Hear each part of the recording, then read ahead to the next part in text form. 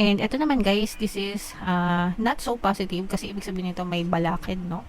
Sa journey mo, kailangan mo lang siyang malampasan para mas maging swabe yung journey mo or yung paglalakbay mo sa buhay. Mas mabilis, mas swabe yung manifestation mo. So, ano ba tong mga balakid na to, guys? So, ito yung palagi kong in-explain sa inyo. Usually, ito yung mga negative emotions.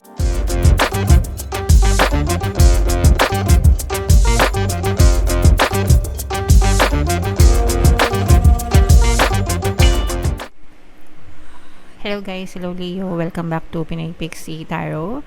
Ang pamagat ng episode natin for tonight is OOTM, Oracle of the Month, para ngayong January para sa Leo, Sun, Moon, Rising Sign, and Venus. Meron tayong tatlong set ng decks dito guys. Ito yung para sa spiritual, ito yung para sa life messages, and ito naman yung para sa love life nyo mga kapixie. So, kung ano na lang yung makaresonate sa inyo guys, take that message kasi hindi naman lahat ng mensahe ay magre-resonate sa inyo. So, unahin natin tong spiritual message for you. Keepers of the earth, mga kapixie, you are not alone. Ancient ancestors stand beside you. So, hindi kayo nag-iisa, mga kapixie. Always remember guys, especially kapag nalulungkot kayo, no? There are times guys na dahil tayo ay mga tao, tayo ay nagiging emo, no, or yung tinatawag na emotional, and may mga times na nalulungkot tayo, sometimes na homesick tayo, lalo na kung malayo tayo sa pamilya natin mga kapixie. But always remember na you're not alone, you were never alone, and you will never be alone mga kapixie. Unang-una, meron tayong mga gabay. Bawat isa sa atin ay may mga gabay mga kapixie, no? Simula nung pinanganak tayo, and yun ang role nila, gabayan tayo, protektahan tayo, and tulungan tayo. And palagi din natin silang kasama mga kapixie. So you can pray to them and ask for guidance and protection. Yan. Pasensya na kayo sa ingay sa labas guys, okay? And so yeah, so hindi kayo nag-iisa guys, and even yung ating mga ancestors, mga spirit guides natin, guys, your loved ones, no? Just remember na they're always with us, mga kapixie. Hindi mo natin sila nakikita or nararamdaman, yung presence nila nandyan lang palagi guys. And of course, universe guys, divine universe, divine God, divine source, guys, no, whatever, kung anong gusto nyong itawag mga kapixie, never tayong nag-iisa. We're always guided and protected, okay? So yeah, comment down below if nakaresonate kayo. Basta wag kayo masyadong maging emotional, guys, no? Perhaps lumalabas itong message na to kasi baka yung iba sa inyo right now nalulungkot, no? So it's just a reminder na no, hindi kayo nag-iisa, guys, okay? And ito naman guys is para sa inyong life messages. So, shuffle natin to. Habang sinashuffle natin to, panoorin nyo muna yung video natin regarding sa ating paano mag-manifest ng abundance video course. Kapiksi, sawa ka na ba sa mga struggles at hirap sa buhay mo? Masipag ka ba at masikap sa buhay ngunit hindi ka pa rin umaasenso? Ilang beses ka na bang nag-attempt mag-negosyo at mag-invest pero palagi ka pa rin nalulugi? Sa pagkakataon na ito ay maaaring may subconscious beliefs ka na nagiging balakid sa iyong pag-unlad at pagyaman. Introducing, paano mag-manifest ng abundance video course. Dito ay matututunan mong ma-overcome ang mga balakid mo para tuluyan ka ng umunlad, umasenso, sumagana, maging matagumpay, successful at maswerte sa iyong kabuhayan, pera, trabaho, negosyo, salapi at kaperahan ng bonggang-bongga. Dali, mag-send na ng email sa pinoypixie@gmail.com at simulan na ang iyong pagyaman ngayon. Alright, so sa lahat ng gusto mag-avail ng course guys, yung promo natin ngayong January, New Year promo, magbibigay tayo ng 10% discount until January 31, kaya mag-avail na kayo guys, sobrang ganda. And ito naman yung live messages nyo, mga kapixie, dalawang magkaibang mensahe. So, una, we have the light of the world in reverse. Ibig sabihin nito guys, marami ka ng oras ngayon, okay? So, probably nung isang taon or nung mga nakaraang taon, masyado kayo naging busy sa buhay nyo. masyado kayo naging abala sa pag-aasikaso ng mga responsibilities nyo or sa pagdadala ng mga obligasyon nyo sa buhay, especially kung nagtatrabaho kayo, nagnenegosyo, or kung ano man, kung saan nyo man binuhos yung inyong atensyon, panahon. May mga times na napapabayaan natin yung sarili natin mismo, and sometimes yung mga mahal din natin sa buhay, no? Iniisip lang natin, minsan mag-provide, magkapera mag-provide, pero minsan yung time natin, sana, no, na ini-spend kasama sila, or yung ina-allocate mo sana para sa sarili mo, yun nawawala, no? So right now, parang you will have a lot of time for yourself, so make bawi. Bawi-bawi guys, no? Bawi kayo sa sarili nyo, bawi kayo sa mga mahal nyo sa buhay, bawi kayo sa mga panahon na na-miss nyo, especially guys kung may mga anak kayo, no? Kasi minsan hindi naman maiwasan, di ba? Dahil kailangan natin mag-provide, minsan nalalayo tayo sa mga anak natin, maliit pa, tapos magugulat na lang tayo, parang isang araw ang lalaki na pala nila, di ba? So na-miss natin yung mga time na maliliit pa sila, and yung nandun sana tayo sa tabi nila. So it's never too late mga kapiksi. Babies are always babies, di ba? Kahit anong edad pa na ng mga yan, forever baby natin sila. So bawi kayo guys, and sa mga mahal nyo din sa buhay, like parents nyo, asawa nyo, jowa nyo, di ba? Whomever mga kapiksi.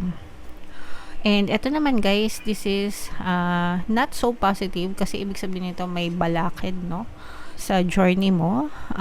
Kailangan mo lang siyang malampasan para mas maging swabe yung journey mo or yung paglalakbay mo sa buhay. Mas mabilis, mas swabe yung manifestation mo. So ano ba tong mga balakid na to, guys? So ito yung palagi kong in-explain sa inyo. Usually ito yung mga negative emotions, dahil sa mga negative thoughts nyo rin, negative patterns, negative habits, no? Yun yung nagiging balakid sa mga manifestation nyo. Galit, anger, hatred, resentment, grudges, stress, worry, pagrereklamo, no? Yan yung usual na nagiging balakid sa mga manifestation natin mga kapiksi, sa kaligayahan natin. And ang root cause nun is because you are being trapped sa past nyo, dahil doon sa mga experiences nyo, di ba? Experience nyo of the past, may nangyaring hindi maganda sa inyo, nagtanim kayo ng sama ng loob, tinandaan nyo yung feeling na yun, tas hindi nyo na in-erase, inipon nyo na lang yung galit, di ba? So yun yung nagiging root cause. So kailangan magkaroon ng acceptance, kailangan magkaroon ng forgiveness, kailangan matutong mag-let go, and kailangan matutong mag-move on mga kapiksi. Instead focus on gratitude guys, no? Sabi nga sa quote ni ni Miss Barbie Fortesa, kasi syempre siya yung pinaka latest na breakup ngayon, so meron siyang quote na shinare sa Instagram: don't cry because it's over, smile because it happened. Okay, so ibig sabihin, wag na nating pag-aksihan ng negative energy yung nangyari na sa past. Instead, magpasalamat tayo, smile, no, kasi nangyari siya, and may mga lessons tayo na matutunan doon. Okay, so mas madali yung ganun guys, para mawala nyo, ma-release nyo yung mga emotional blocks nyo, mental blocks, no, para mas maging mabilis yung manifestation nyo. Kung kayo ay maraming emotional blocks, emotional pain mga kapiksi, pwede nyo pakinggan yung ating Ho'oponopono and self-love na subliminal dito rin sa ating channel. Super effective guys, marami na tayong success stories, makakatulong yan sa inyo. Okay, and ito naman yung para sa love life messages nyo mga kapiksi. Habang sinashuffle ko to, naka-flash sa screen nyo yung ating bagong course, paano mawala ang third party at magkaroon ng harmonious na relationship, para mawala yung mga kabit, no, sa relasyon. 10% discount until January 31. Avail nyo na guys. So Leo, kayo ay ito yung love messages nyo, mga kapiksi. So, meron tayong short term, meron tayong dating queen na energy. So, ito guys, pwedeng ikaw ito or pwedeng ito yung person mo. Pwedeng he, she yung relationship nyo or pwedeng she para sa mga LGBTQ natin na kapiksi, mga kapiksi. Pero, you are open to dating, mga kapiksi, pero parang short lang, no? Kumbaga parang hindi, parang yung iba sa inyo, parang you're just enjoying yung moment. Kapag ka medyo nagiging seryoso na or nagiging madrama na, parang feeling ko nagba-back out na kayo, no?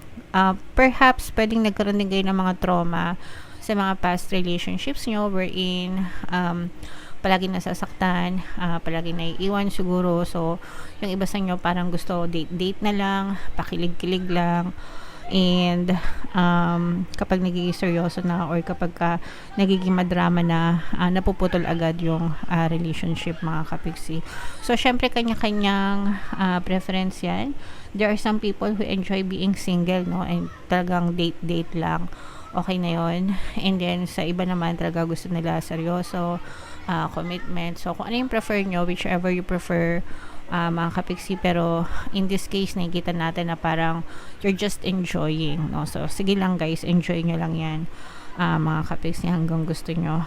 Anyway, ang love life, it's supposed to be fun and happy, exciting, diba? So ba't pa kayo magla-love life kung puro iyakan lang din?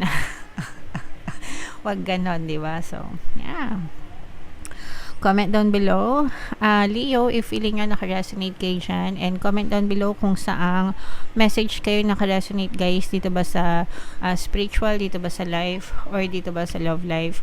Comment down below, mga kapiksi. For more tarot readings para sa Leo guys, ito yung playlist nyo. Ito naman yung ating success stories ng paano mag-manifest ng abundance video course. Click here to subscribe guys. Ito yung ating mga pampaswerte subliminals. Thank you for liking, sharing, and subscribing. See you next time. I love you all. Have a nice day. Bye-bye.